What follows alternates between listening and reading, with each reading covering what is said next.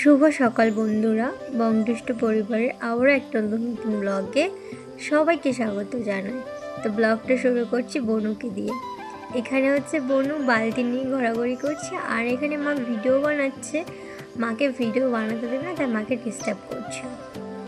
এই যে দেখো, মা এখানে ভিডিও বানাচ্ছে আর ওকে আমি ডাকছি এতবার করে, তাও শুনছে না। আমার কাছে কান্না শুরু করে দিয়েছে। আজকে রান্না করবো আমি ডিম। তো ডিমগুলো ভালো মতো পরিষ্কার করে একটু লবণ দিয়ে সিদ্ধ করতে বসিয়ে দিয়েছি। এখানে ডিম রান্না করার জন্য আলু কেটে পরিষ্কার করে রেখে দিয়েছি, কুচানো পেঁয়াজ, আদা রসুন পেস্ট, কিছু গোটা গরম মশলা, আর এখানে রেখেছি টমেটো পেস্ট করে। তো বন্ধুরা, ভিডিওটা স্কিপ না করে সম্পূর্ণ ভিডিওটা দেখতে থাকুন।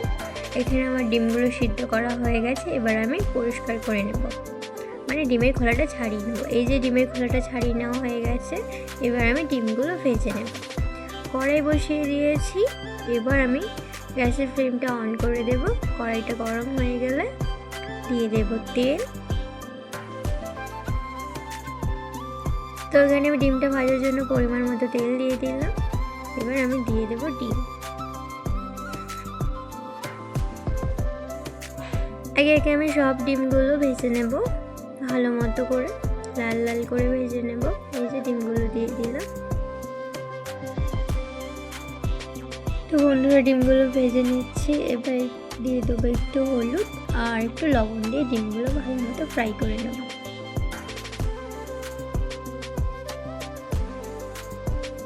একটু হলুদ দিয়ে দিলাম যাতে ডিমের কালারটা খুব সুন্দর আসে।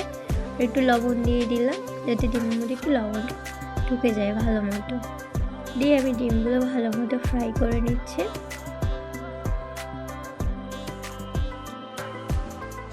তো বন্ধুরা দেখো, এখানে আমার ডিমগুলো ভালো মতো ভাজা হয়ে গেছে, এবার আমি তুলে নেব। বেশ লাল লাল করে ডিমগুলো ভেজে নিয়েছি। এখানে আমি বাটিতে তুলে রাখলাম ডিমগুলো, আর ওই তেলের মধ্যে আমি দিয়ে দেব আলুগুলো। আলুগুলো বেশ আমি লাল লাল করে ভেজে নেব।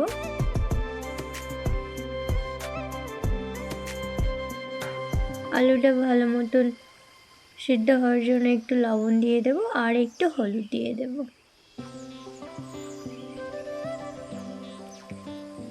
একটু লবণ হলুদ দিয়ে ভালো করে আলুটা ভেজে নেব।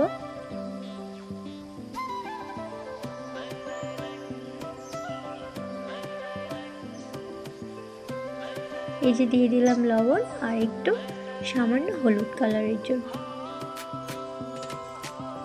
এবার মিক্সড করে দিলাম।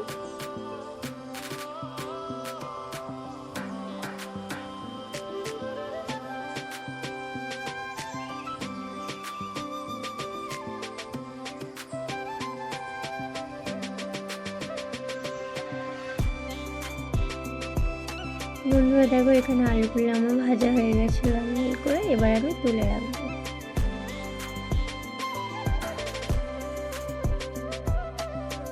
আর কড়াইতে থাকা তেলের মধ্যে আমি দিয়ে দেবো কিছু শুকনো গোটা গরম মশলা দিয়ে একটু ফোড়নটাকে নাড়িয়ে নেব। তারপর আমি এখানে অ্যাড করবো কুচনো পেঁয়াজ।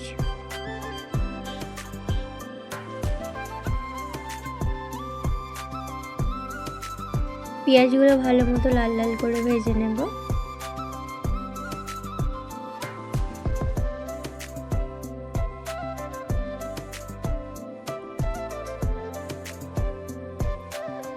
ততক্ষণে পেঁয়াজগুলো ভাজা হতে থাক, আর আমি এখানে একটা মশলা তৈরি করে নিই। দেখে নিন, একটা বাটিতে কিছুটা জল নিয়ে নিলাম। এবার একে একে সমস্ত গুঁড়ো মশলাগুলো দিয়ে দেবো। দিলাম 1 চামচ লঙ্কার গুঁড়ো, হাফ চামচ হলুদ গুঁড়ো, দিয়ে দিচ্ছি জিরে গুঁড়ো, আর এখানে দিয়ে দিলাম ধনে পাতা।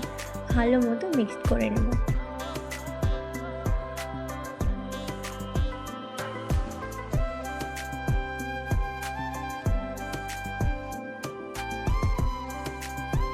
জল দিয়ে এভাবে গুলে নিলাম যাতে মশলাটা আর ধরে না যায়। সেই জন্য এভাবে জল দিয়ে একটু গুলে নিলে মশলাটা তেলের মধ্যে দিলে আর পুড়ে যাবে না। সেই জন্য আমি আগে থেকে একটু মিক্সড করে নিলাম মশলাগুলো একসাথে জল দিয়ে। এবার আমি মশলাটাকে দিয়ে কষাতে থাকবো। এতে আমার মশলাটাও পুড়বে না, মশলাটা ভালো মতো কষানোও হয়ে যাবে।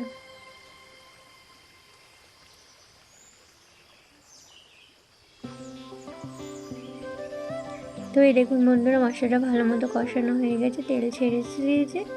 আর আমি এখানে অ্যাড করলাম আদা রসুন পেস্ট।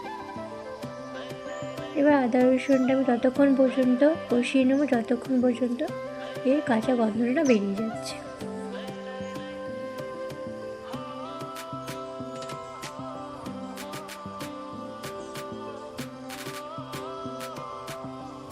তো বন্ধুরা, এখানে আমার আদা রসুন পেস্টটা ভালো মতো কষানো হয়ে গেছে, তেলও ছেড়ে দিয়েছে। এখানে আমি দিয়ে দিলাম টমেটো পেস্টটা। টমেটো পেস্টটাও আমি ভালো মতো কষিয়ে নেব। তো বন্ধুরা, একটা জিনিস আমি দেখাতে ভুলে গেছিলাম, লবণটা আমি আগে থেকে দিয়ে দিয়েছিলাম, ওটা আমি দেখাতে পারিনি। টমেটো পেস্টটা আমি ভালো মতো কষিয়ে নেবো, যতক্ষণ না তেল ছাড়ছে ততক্ষণ পর্যন্ত আমি কষিয়ে নেবো। এতে করে টমেটোর কাঁচা গন্ধটাও চলে যাবে। তো এই দেখুন বন্ধুরা, তেল ছেড়ে দিয়েছে, টমেটো পেস্টের কাঁচা গন্ধটাও চলে গেছে। তো ভালো মতো মশলাটা কষানো হয়ে গেছে। আমি এখানে অ্যাড করলাম আলুগুলো ভালো মতো কষিয়ে নিয়েছি। এবার আমি দিয়ে দেবো ডিমগুলো দিয়ে ভালো মতো মিক্সড করে নেব।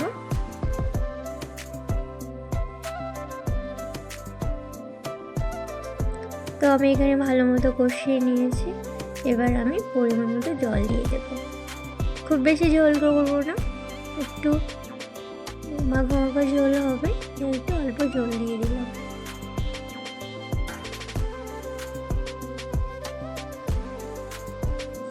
এই যে জল দেওয়া হয়ে গেছে, এবার ঢাকা চাপা দিয়ে আমি রান্না করে নেব।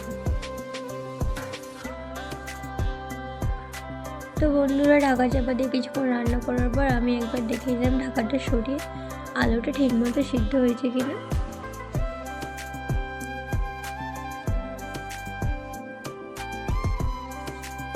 তো এখানে আমি একটা আলু কেটে দেখলাম যে আলুটা এখনো সিদ্ধ হয়নি। আমি আবারও ঢাকা চাপা দিয়ে রান্না করব। তার আগে আমি কিছুটা গরম মশলা দিয়ে দেব, দিয়ে ঢাকাটা দিয়ে দেব।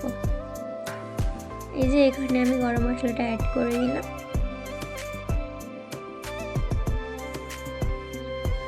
আর এই ঢাকা চাপা দিয়ে আমি রান্নাটা করে নেব। তো বন্ধুরা, এই যে আমার রান্নাটা কমপ্লিট হয়ে গেছে। আর আমি একবার চেক করে নেব যে আলুটা সিদ্ধ হয়েছে কিনা।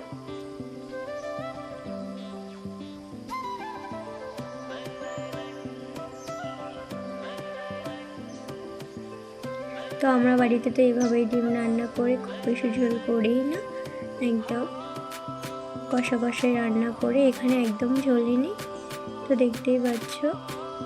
আর খুব সুন্দর খেতে হয়েছিল রান্নাটা। এই যে আমার রান্নাটা কমপ্লিট।